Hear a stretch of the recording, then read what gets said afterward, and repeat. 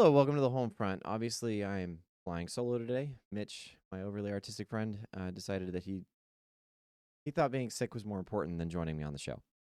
He'll be fired subsequently. Don't worry.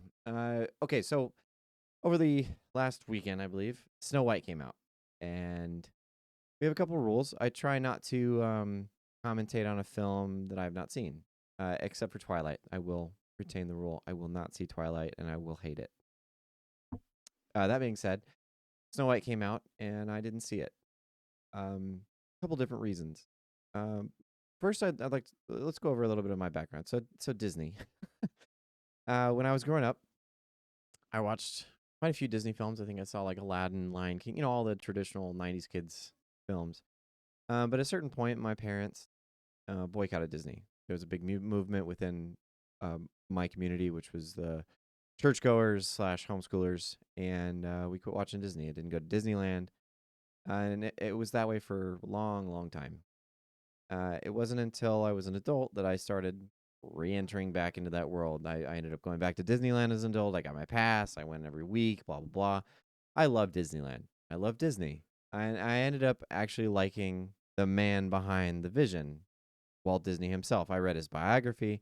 I think he's a very interesting person, and I think he built an empire that has affected countless people over the world. And the weird thing about it is Snow White was one of the things that started that legacy. 1937, they released this film. It was a feature-length animated production, which was unusual. Obviously not anymore, but it was revolutionary at the time.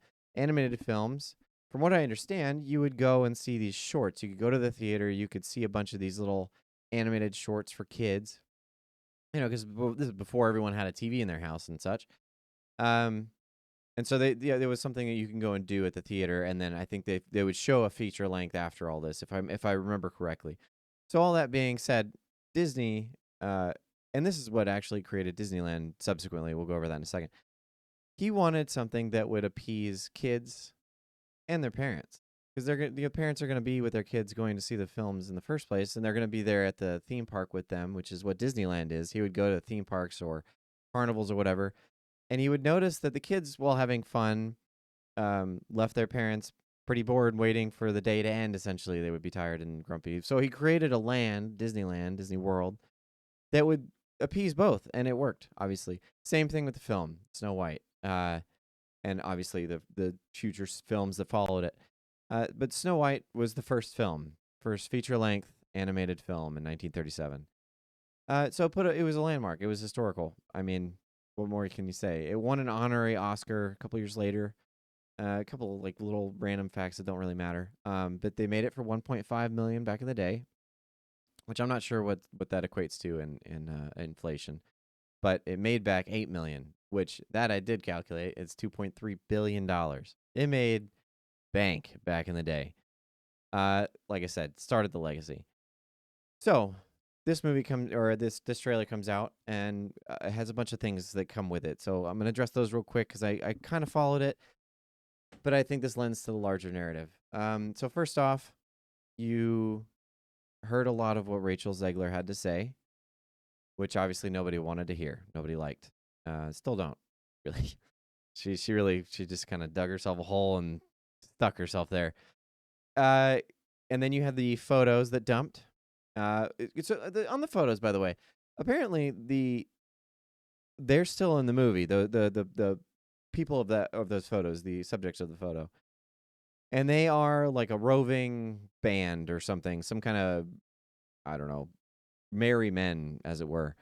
They are not dwarves. Now, I don't know if they were supposed to originally be the dwarves of the film. I'm gonna guess probably not. We'll never know. Obviously, this film went through a whole bunch of reshoots and a whole bunch of controversy. Disney ended up actually like removing the red carpet event.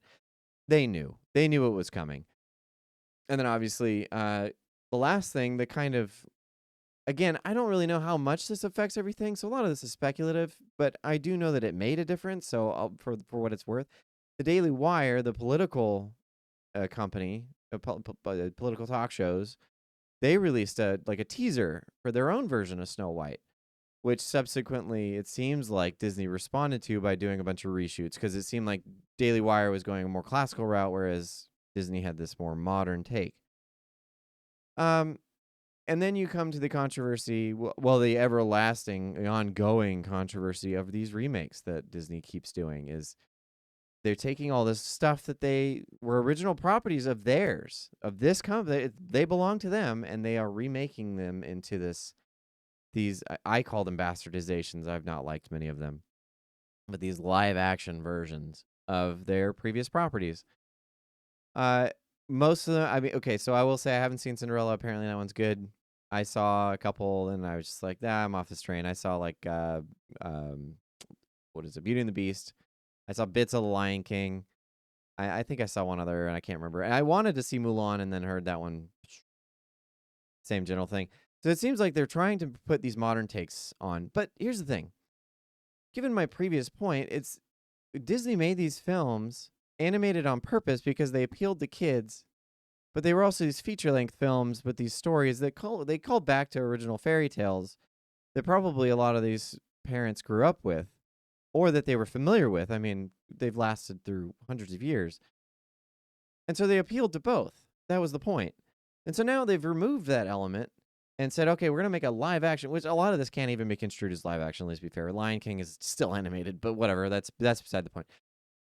Regardless, they've removed that element and said, okay, we're going to put these forward because we don't really know what else to do. But that it underlies another problem, which is that it doesn't seem like any of these are creative visions. These are just carbon copies or modern copies of already established works of what were creative properties back in the day that have been stripped of their creativity because they want to give it a different look. It's just a different skin on the same thing. And it removes a lot of just the wonder that comes with Disney properties.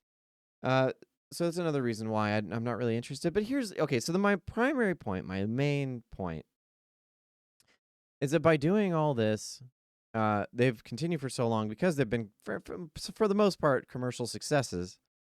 They haven't been forced into being creative at all, into doing anything new. And anything new that they do, it's creatively panned. It's just, people hate it. There was a movie called Wish that came out that was not great. I think Moana 2 probably did okay, I think. I think it was a commercial success, but otherwise, like, it seems like most of the original properties not doing too great. So I wonder if it's just corporate entities that are like, we damned if we do and damned if we don't. So we might as well just keep on this path until we run out of material, which, I mean, not going to be long until they do, if they continue down this route, because it seems like Snow White, it especially, has taken a huge hit. I believe it's. I'm actually gonna look this up real quick. Its budget was, I think. You know what? I'm not gonna look that up. It's. I think it's only made $40 million over the first weekend. That's all that matters, because it's well within the hundreds of millions of dollars that it costs to make this thing and its remakes and its advertisements, whatever else went with that. So here's the point. I would rather watch something actually original. Something I'll throw out there that I wasn't a huge fan of for multiple reasons was Anora, which made it to the Oscars and actually won a bunch of stuff. That was an original take, original story by a guy who was so determined and so hardworking that he did most of the aspects himself. Apparently did all the editing. He did I don't think he did the cinematography, but he was the director, the writer, etc., which is why he won so many of the awards. That was an original property, something creative, something by a visionary who put his heart and soul into this piece, and he was rewarded for it. Another example that I'd like to point out is Dune. Dune is not an original work by Denis Villeneuve. I think that's how you say it. But it's his take on an original property. He took a book and put it onto film in a way that he interpreted it. And I know, again, that's not entirely original, but he's not remaking an old Dune. He's making his version of Dune, which I guess you can arguably say that some person is making. I don't even know who the director of Snow White is, but I don't think that's the case. I think Disney has become this corporate entity that is now just consuming itself until it disappears. And for that, kind of okay with that, you know? I'm okay with just sitting back and waiting until it's eaten itself or until it gets itself back into gear. And I think that's the point is stop giving this airtime. Stop going and seeing it if you just want to complain about it, or if if you want to go see it and enjoy it, great, good for you. But who cares? Don't give this any more room or any more breath or any more thought than you have to. And let's just ignore it and move on. That's it for me.